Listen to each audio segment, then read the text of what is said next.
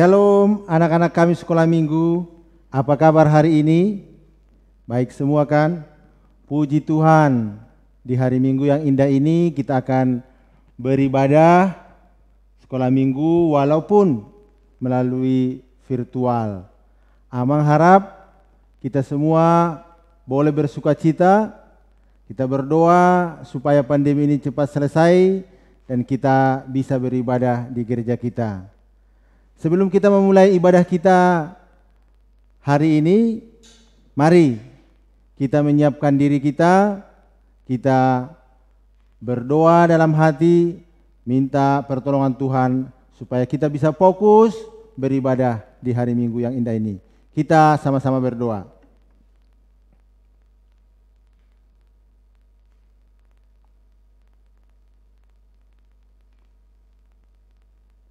Amin. Mari kita bernyanyi.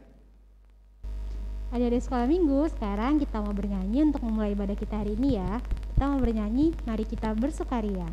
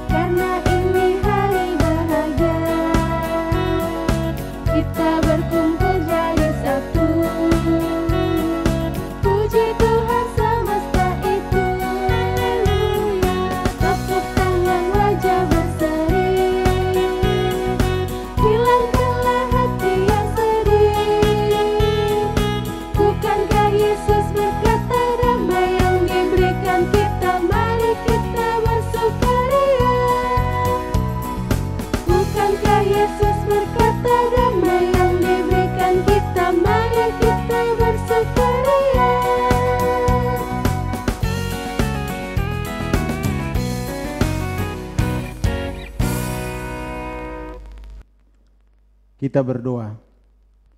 Dengan nama Allah Bapa dan nama anaknya Tuhan Yesus Kristus dan nama Rohul Kudus yang menjadikan langit dan bumi. Amin. Anak-anak kami sekolah minggu, kita mau mendengarkan hukum Taurat, yaitu dari titah kelima dan artinya. Kita sama-sama membacakannya. Titah kelima, hormatilah bapa dan ibumu agar engkau berbahagia dan lanjut umurmu di bumi yang diberikan Allah kepadamu. Maksudnya adalah kita harus takut serta kasih kepada Allah. Sebab itu jangan kita bersikap remeh terhadap orang tua kita, terhadap pemerintah, dan terhadap orang yang lebih tua. Jangan kita menimbulkan kemarahan mereka, tetapi hendaklah kita selalu menghormati dan mengasihi mereka, menuruti dan menyelami jiwa mereka, serta senantiasa berbuat baik kepada mereka. Mari kita meminta pertolongan Tuhan supaya kita dikuatkan.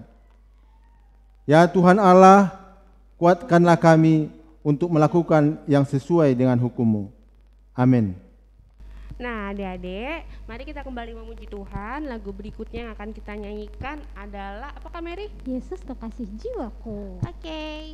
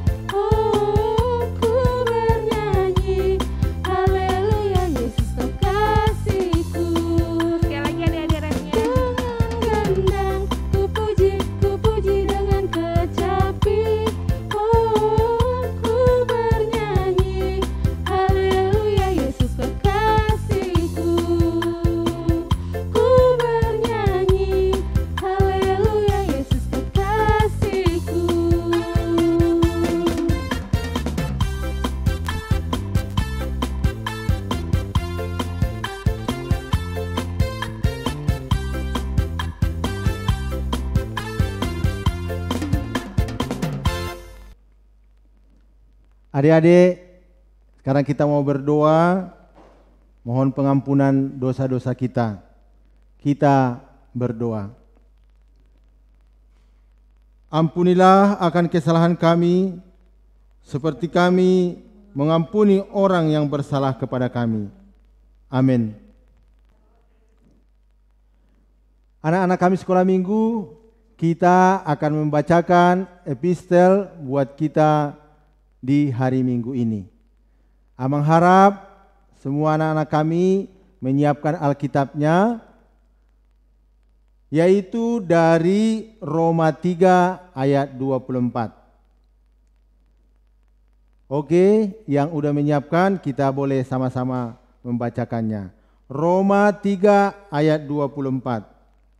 Dan oleh kasih karunia telah dibenarkan dengan cuma-cuma karena penebusan dalam Kristus Yesus.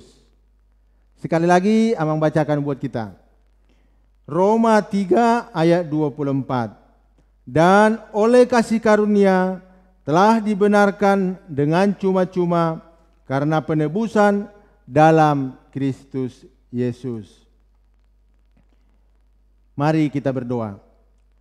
Berbahagialah orang yang mendengar akan firman Tuhan serta menyimpannya semuanya di dalam hatinya. Amin. Adik-adik, kita mau bernyanyi lagi, kita mau nyanyi Percaya Saja. Kita nyanyi yang semangat ya.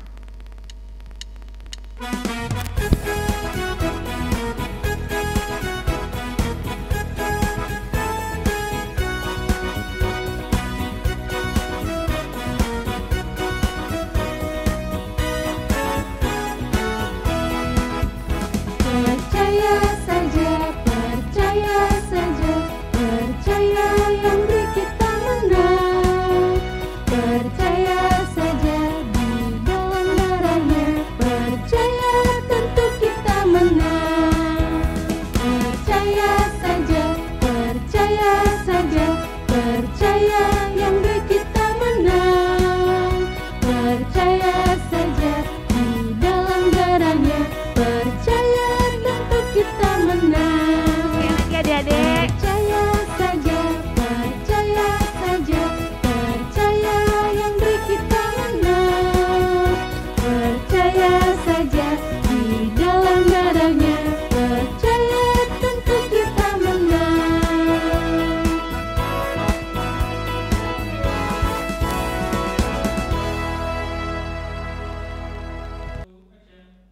Anak-anak kami sekolah minggu, kita tiba pada pengakuan iman seperti semua teman-teman kita yang beragama Kristen di seluruh dunia. Kita akan mengucapkan pengakuan iman kita bersama-sama. Aku percaya kepada Allah Bapa yang Maha Kuasa, yang menciptakan semesta langit dan bumi.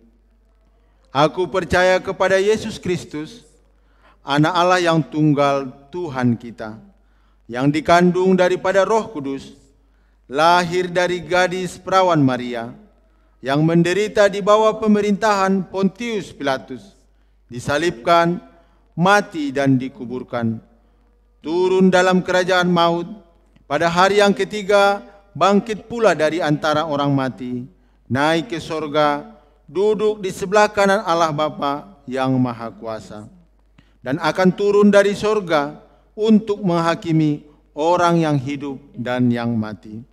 Aku percaya kepada Roh Kudus, satu gereja Kristen yang kudus, pengampunan dosa, kebangkitan daging, dan kehidupan yang kekal. Amin. Nah adik-adik, kita akan mendengarkan firman Tuhan, namun sebelumnya kita akan memuji nama Tuhan kembali dengan lagu yang berjudul Aku Senang Jadi Anak Tuhan. Let's go.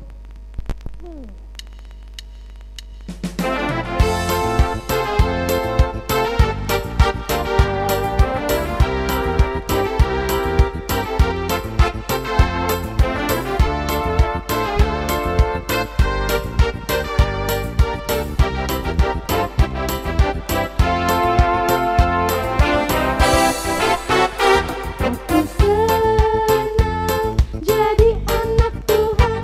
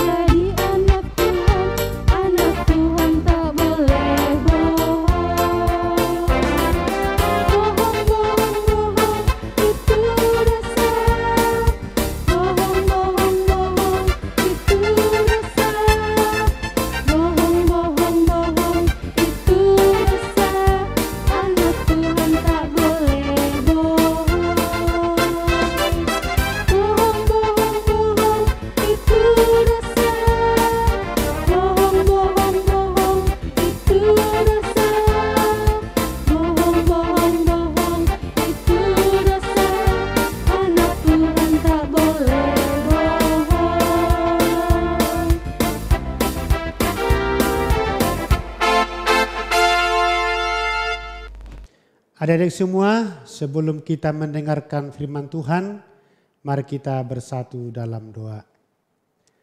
Damai sejahtera dari Allah Bapa yang melampaui segala akal, itulah kiranya menerangi hati dan pikiranmu di dalam Kristus Yesus Tuhan kita.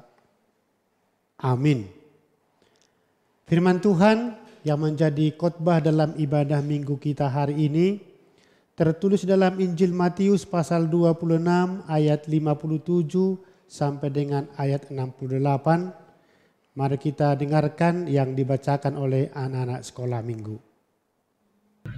Yesus di hadapan mahkamah agama. Sesudah mereka menangkap Yesus, mereka membawanya menghadap Kayafas, imam besar. Disitulah telah berkumpul ahli-ahli Taurat dan tua-tua. Dan Petrus mengikuti dia dari jauh sampai ke halaman imam besar. Dan setelah masuk ke dalam, ia duduk di antara pengawal-pengawal untuk melihat kesudahan perkara itu. Imam-imam kepala malah seluruh mahkamah agama mencari kesaksian palsu terhadap Yesus supaya ia dapat dihukum mati. Tetapi mereka tidak memperolehnya, walaupun tampil banyak saksi dusta.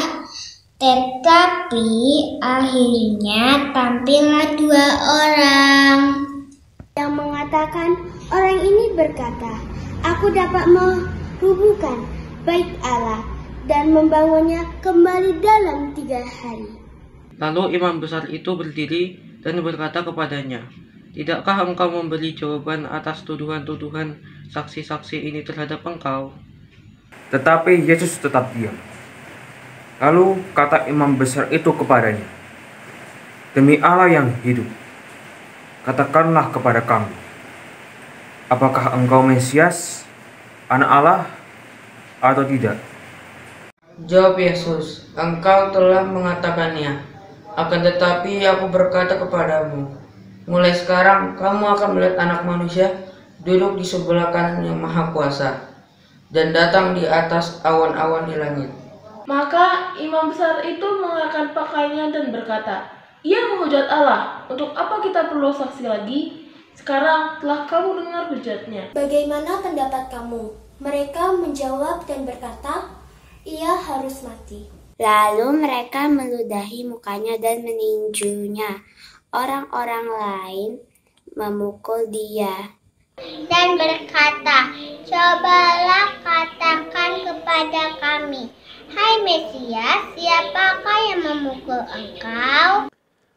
Adik-adik yang dikasihi dalam nama Tuhan Yesus Kristus, sebelum kita masuk ke dalam khotbah ini, mari kita saksikan sebuah renungan dalam video berikut ini tentang perbedaan antara lalat dan lebah.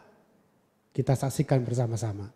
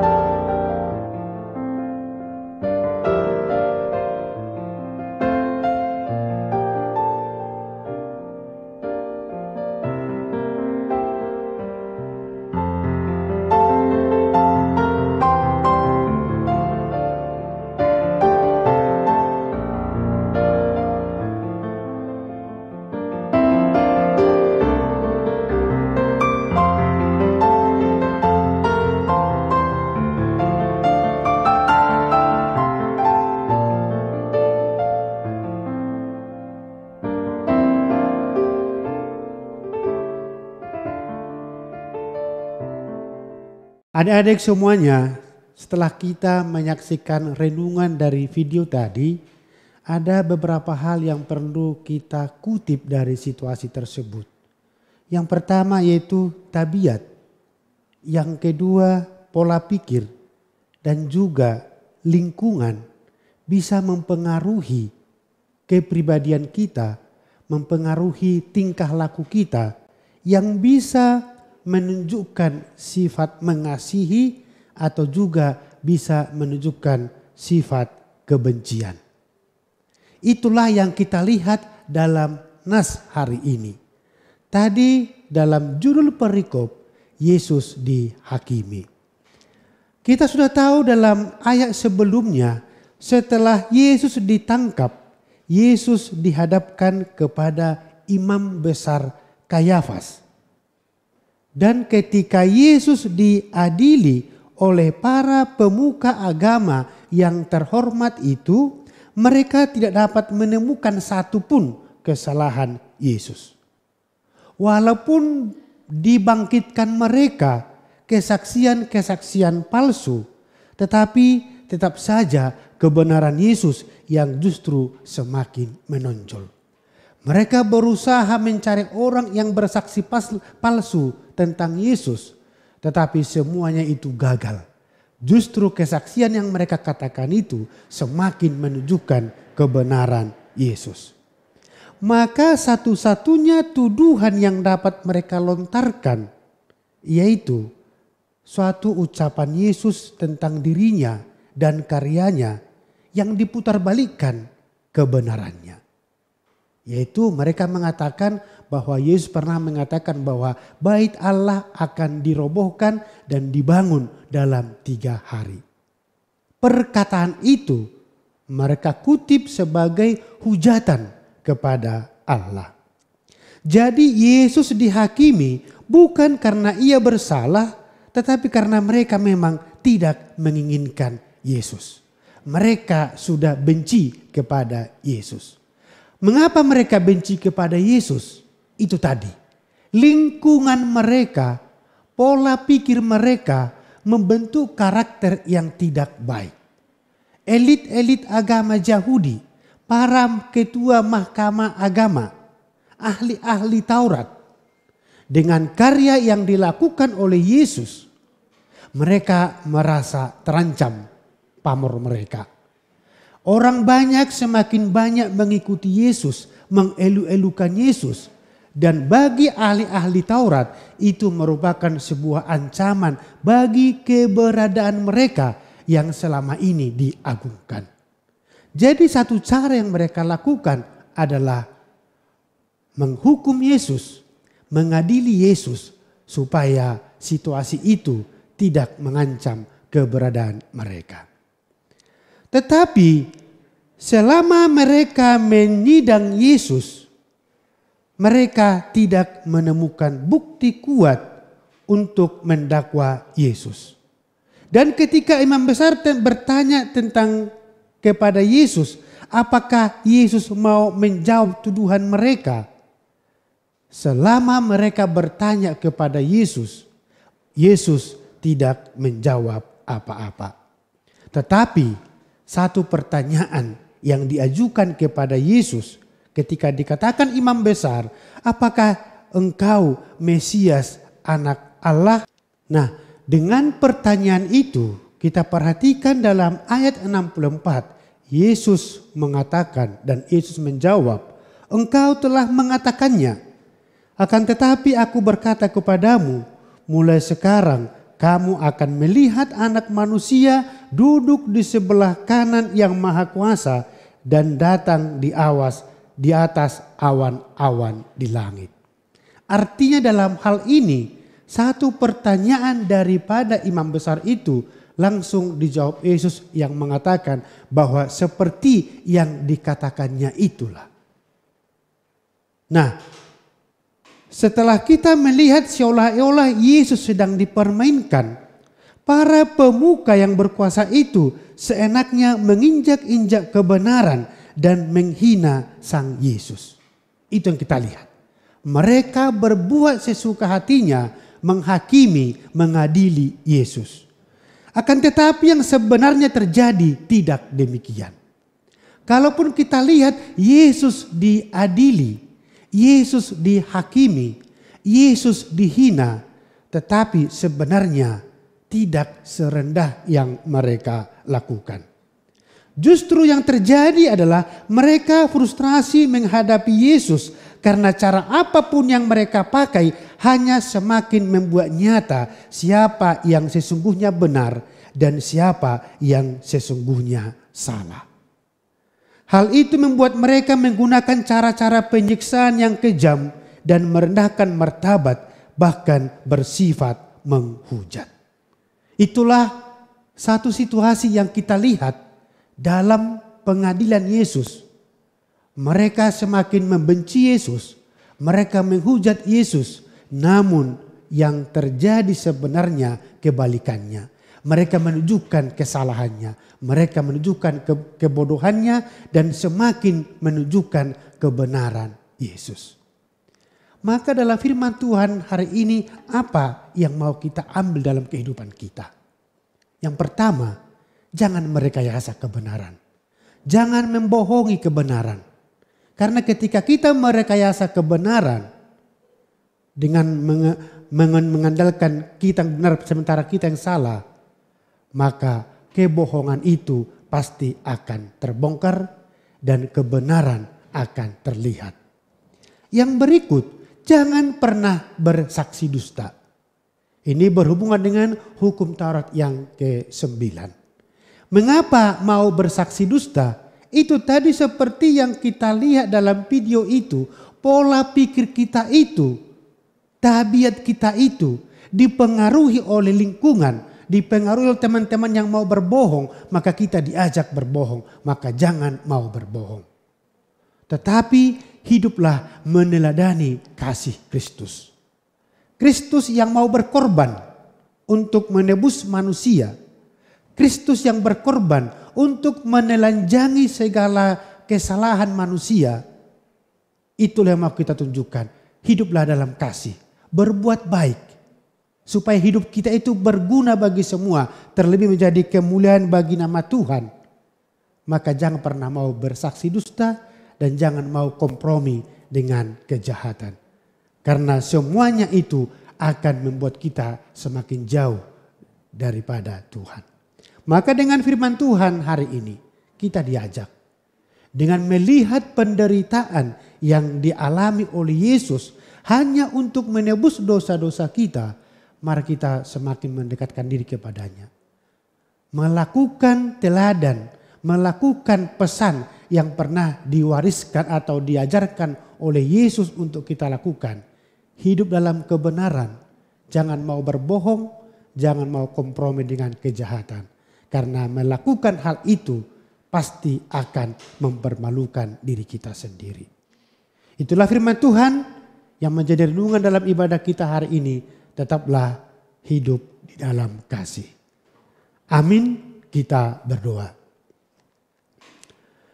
Bapa di dalam sorga, terima kasih Tuhan dalam persekutuan anak sekolah minggu dalam ibadah hari ini.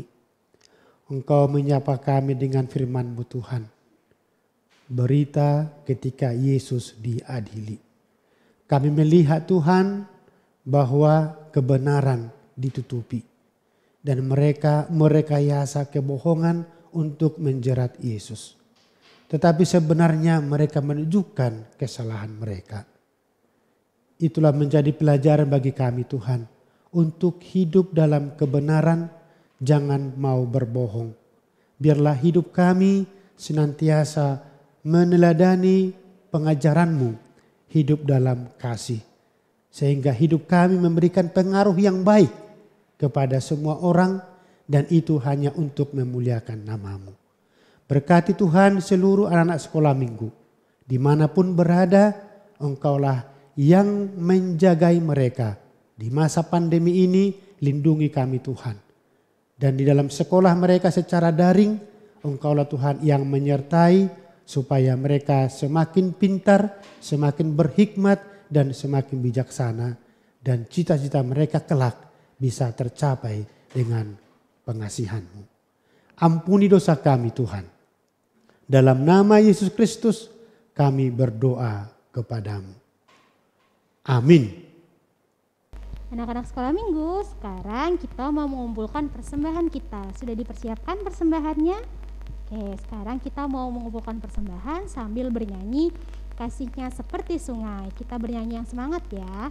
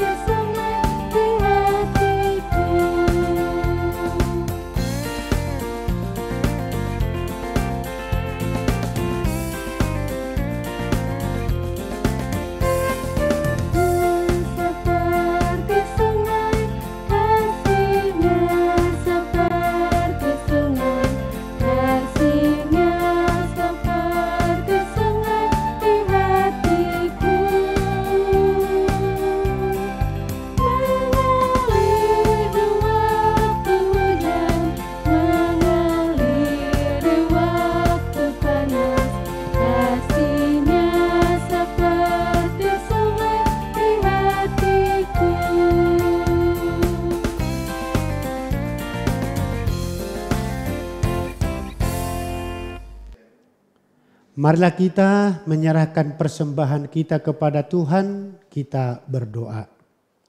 Bapa kami, Tuhan Allah yang Maha Kuasa yang bertahta di sorga, kami mengucap syukur dan terima kasih kami kepadamu ya Tuhan, di mana Tuhan memperkenankan anak-anak di dalam kerajaan-Mu.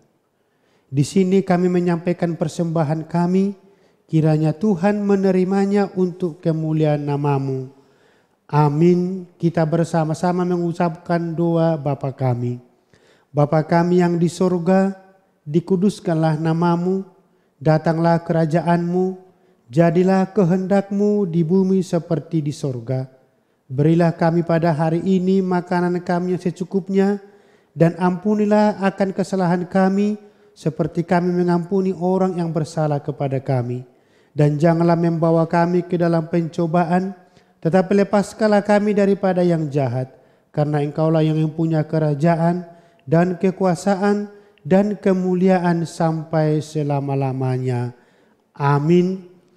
Anugerah Tuhan kita Yesus Kristus, kasih setia dari Allah Bapa, dan persekutuan Roh Kudus kiranya menyertai kamu sekalian. Amin.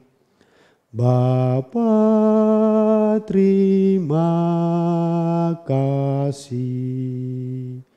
Bapa, terima kasih.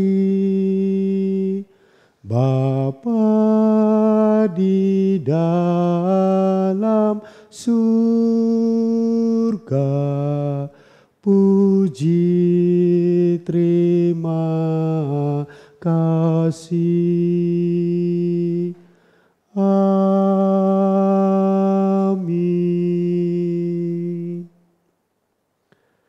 Demikianlah ibadah kita pada hari ini. Tuhan Yesus memberkati. Salam sehat selalu.